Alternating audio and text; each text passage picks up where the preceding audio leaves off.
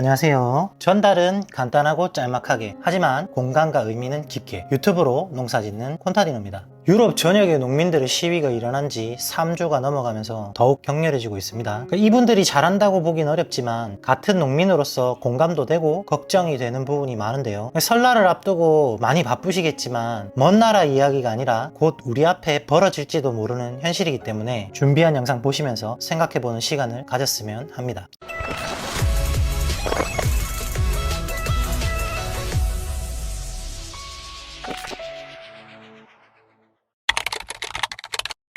이 사태의 최선단에는 지구온난화와 기후변화라는 것으로 입이 모아집니다. 유럽은 특히 이런 각종 환경과 관련된 규제가 강한 것으로 알고 있는데요. 대표적으로 탄소 배출권을 기업에 판매를 하고 유럽연합국 전체적으로 화학연료 사용 규제는 계속해서 강화가 되고 있는 중인데, 여기에 가장 많은 피해를 입은 사람들이 농민이 돼버린 결과를 불러왔습니다. 유럽 같은 경우 농장을 운영하는 형태가 우리가 생각하는 이상으로 큰 규모이기 때문에 대부분 트랙터나 농기계를 통해 작업을 하게 됩니다. 이 농기계는 사실상 한번 구매하게 되면 굉장히 오랜 시간을 쓰게 되고, 현재 보급되어 있는 농기계는 당연히 석유에서 추출한 연료를 사용할 수밖에 없는 상황이겠죠. 그게 뭐 어쨌다고 시위를 하고 난리냐. 각 나라 정부에서 2024년부터 시작해서 유류 보조금과 정책을 3년 이내에 철폐하겠다는 강력한 탄소 중립 정책을 시행한다는 발표를 하게 된 겁니다. 여기에 농산물을 관세 없이 수입해서 전쟁으로 힘든 우크라이나 경제에 숨통을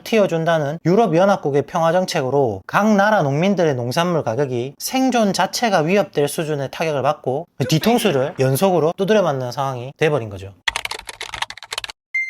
결국 24년 1월 18일 프랑스의 농민들은 국민들의 80% 이상 공감을 얻으면서 시위를 시작해버렸습니다. 그 뒤로 벨기에, 독일, 네덜란드, 이탈리아, 스페인, 포르투갈, 그리스, 폴란드, 루마니아 등 많은 나라가 참가하면서 무시할 수 없는 상황으로 치닫고 있습니다. 제일 심각한 상황은 프랑스인데요. 유명한 프랑스의 수도 파리는 이미 마비가 되는 지경까지 와버렸고 식량이 위험 수준이 될 수 있다는 상황이라는 뉴스가 들리기도 합니다. 농민이 화가 나면 어느 나라 할 것 없이 정말 무섭다는 걸 이번에 더욱 잘 알게 되는군요. 이 농민들이 시위를 하고 있는 구호가 가슴을 찌를 듯이 아픈 문구인 것 같습니다. 농업에 희망은 없다.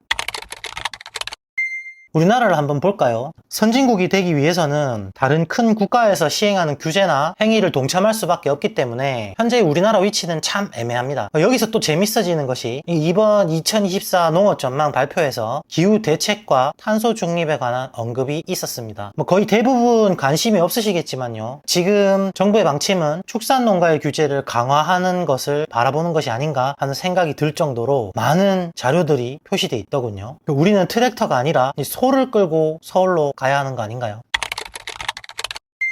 도대체 우리나라는 탄소를 얼마나 배출하기에 또 여기 끼어 있는가 궁금해서 찾아봤습니다. 이야, 2020년 조사 결과가 9위나 되네요. 생각보다 꽤 높은데요. 어라? 제가 수학은 못해도 산수 정도는 하는데 뭔가요? 1위인 중국은 우리나라의 20배네요. 20배요. 1위, 2위, 3위 보자. 농업이 아니라 지금 공장 가동이 활발하고 산업이 발전 속도가 빠른 나라들 아닌가요? 중국, 미국, 인도, 거기다가 유럽연합의 탄소 배출을 합하면 전 세계의 절반이 넘는다고 합니다. 제가 머리가 나쁘고 지식이 부족한 건지 왜 본질은 농업이 아니라 공업으로 보이는 걸까요? 탄소 배출권을 팔 게 아니라 저쪽부터 고쳐나가고 좁혀야 할 것 같은데요. 아닌가요?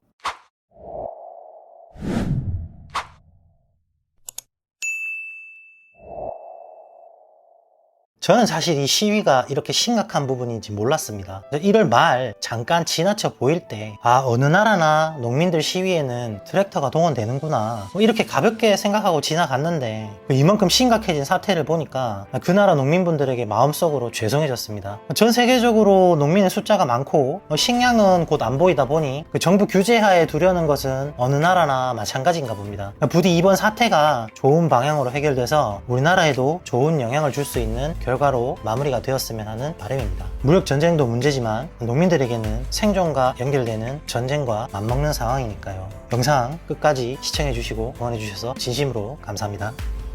유튜브로 농사짓는 콘타디노였습니다. 오늘의 느낌표, 어느 나라나 먹고 살만한 농부가 되는 건 어려운가 보다.